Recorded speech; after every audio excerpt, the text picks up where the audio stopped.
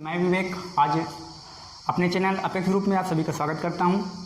आइए आज हम पढ़ेंगे मिरर इमेज टाइम, दर्पण प्रतिबिंब समय। अब हमें अगर कोई भी वस्तु अगर दर्पण, जैसे ये कोई एक दर्पण है, ठीक है, देखिए जैसे ये दर्पण है और दर्पण में अगर कोई इधर वस्तु रखी हुई है, अगर हमें इधर देखना है तो कैसी दिखती है, मतलब दर्पण में कोई वस्तु किस प्रकार दिखती है वो हमें समझना है। और ये हमारा चैप्टर जैसे हमने देखा था कि क्लॉक हम पढ़ रहे थे, तो क्लॉक में आज हमारा तीसरा टॉपिक है मिरर इमेज टाइम, ठीक है। मिरर इमेज टाइम में हमें इसमें टाइम मालूम करना है। जैसे कि यहाँ पे कोई एक वर्ड है पी, तो पी अगर मिरर में देखेंगे तो कैसा दिखेगा, कुछ ऐसा दिखेगा, ठीक है, उल्टा, ठीक है। अगर इधर हम एफ देखते हैं, एफ कैसे दिखेगा, कुछ ऐसा दिखेगा, ठीक है, कुछ ऐसा दिखेगा।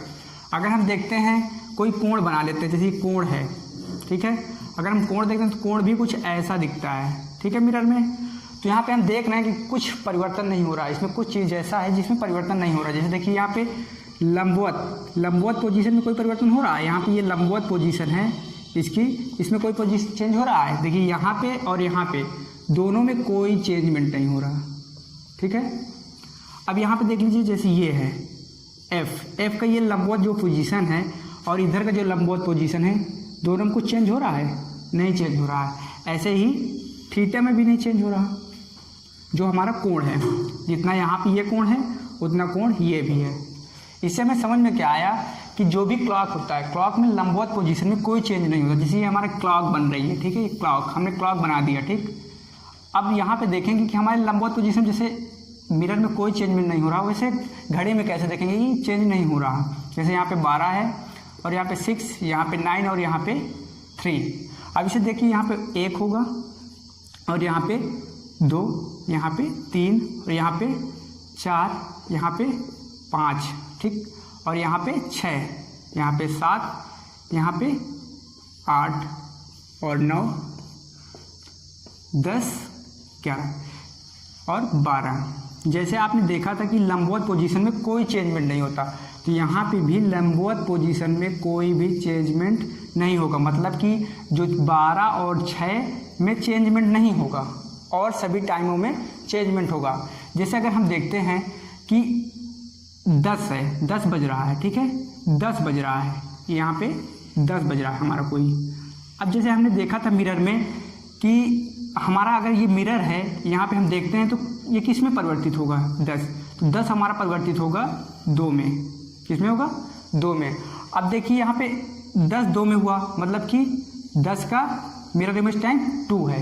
इसी तरीके 11 1 में होगा, 9 3 में होगा, 8 4 में होगा, 7 5 में होगा, और यहाँ पे सिर्फ 12 और 6 जो लंबवत पोजीशन है ये चेंज नहीं होंगे। इतना आपको समझ में आया, शायद समझ में आया होगा। तो आइए इसके आगे हम और कुछ देखते हैं। इतना आपने देख लिया कि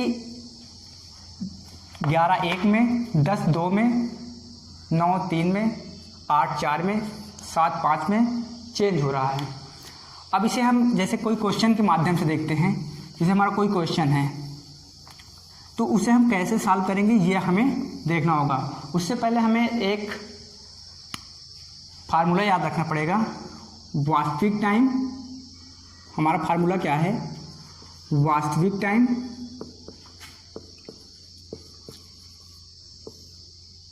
वास्तविक समय plus mirror image time equal 12, ठीक है, इक्वल 12, ये है।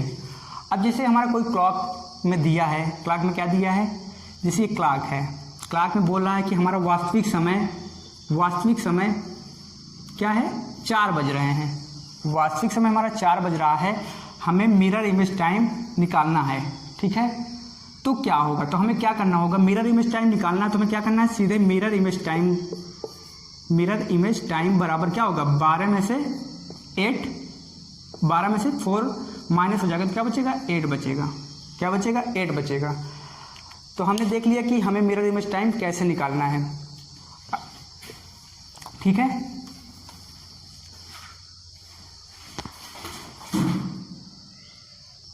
तो देखिए पहले हम पूरे क्वेश्चन के जितने भी क्वेश्चन बनते हैं मिरर इमेज टाइम में उनके फार्मूला देख लेते हैं कि हमें कौन सा फार्मूला रखना है और किस प्रकार इसे सॉल्व करना है। जैसे देखिए यहाँ पे क्या है, अगर हमें कोई जैसे कि अगर दिया है सिर्फ हमें हावर दिया है, ठीक है, हावर दिया है तो हमें क्या करना पड़ेगा, हमें सिर्फ 12 से माइनस करना पड़ेगा। क्या करना पड़ेगा, 12 से माइनस करना पड़ेगा। अगर हमें हावर और मिनट दोनों दिए रहेंगे तो हमें 1260 से माइनस करना पड़ेगा, 1160 से माइनस करना पड़ेगा। अगर देखिए आप यहाँ पे हावर, मिनट और सेकेंड, हावर, मिनट और सेकेंड तीनों दिए हैं तो हमें क्या करना पड़ेगा, 11, 59 और 60 से माइनस करना पड़ेगा। ठीक है, 60 से माइनस करना पड़ेगा।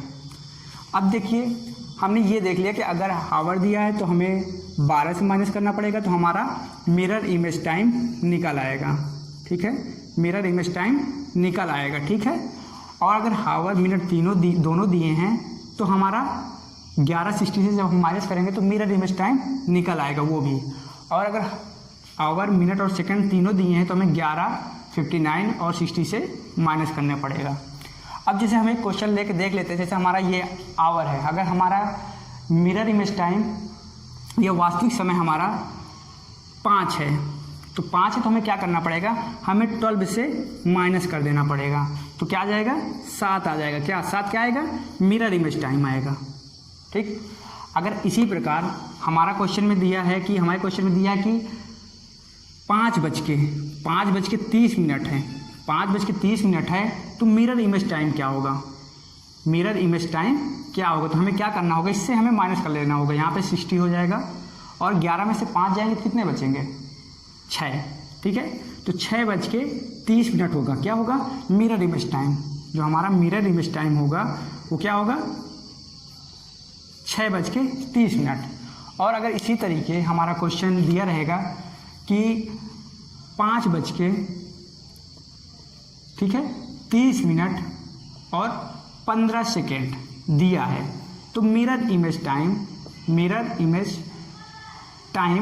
क्या होगा। ठीक है, मिरर इमेज टाइम क्या होगा, तो इसे कैसे निकालेंगे, इसे निकालने के लिए भी हमें क्या करना पड़ेगा, आसान तरीके से हमें यहाँ पे माइनस करना पड़ेगा। तो यहाँ पे 45 आ जाएगा, यहाँ पे 29 आ जाएगा और यहाँ पे 6 आ जाएगा। तो हमारा मिरर इमेज टाइम क्या हो जाएगा, 6 बज के 29 मिनट और 45 सेकेंड। ठीक है, इतने आसान तरीके से हम किसी भी समय का, जितने भी समय दिए होंगे, हमारे ऐसे ही क्वेश्चन ही बनते हैं मिरर इमेज टाइम में। कि जैसे कोई दे दिया कि हमारा वास्तविक समय क्या है, 5 है, वास्तविक समय 5 है और हमारा मिरर इमेज टाइम ज्ञात कीजिए। ठीक है, वास्तविक समय हमारा है 5, वास्तविक समय हमारा 5 है तो मिरर इमेज टाइम ज्ञात करने के लिए 12 से घटा देंगे। इसी तरीके अगर जब हावर और मिनट दिया रहेगा तो हमें क्या करना होगा, 1160 से हमें क्या करना होगा, वास्तविक समय को घटा देना होगा, सब्ट्रैक्ट कर देना होगा, तो मिरर इमेज टाइम क्या होगा, निकल आएगा। जब हमारा मिरर में इमेज टाइम में आवर, मिनट, सेकंड तीनों दिया होगा तो हमें 11, 59 और 60 से वास्तविक समय को माइनस कर देना होगा, जिससे मिरर इमेज टाइम निकल आएगा। ठीक है, आइए हम अब कुछ क्वेश्चंस देखते हैं। तो हमारा देखिए एक क्वेश्चन है, जैसे क्वेश्चन आपको दिख रहा होगा, ये हमारे एडिट करने के बाद क्वेश्चन दिखते हैं। तो मुझे तो क्वेश्चन दिख नहीं रहा, तो मैं फ़ोन से अपने देख रहा हूँ। यहाँ पे देखिए एक क्वेश्चन बोल रहा है कि किसी घड़ी में 4 बजे का समय हुआ है तो दर्पण प्रतिबिंब समय क्या होगा।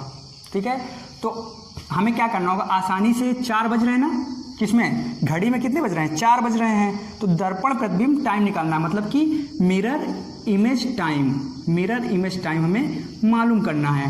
और घड़ी में बज कितने रहे हैं, 4।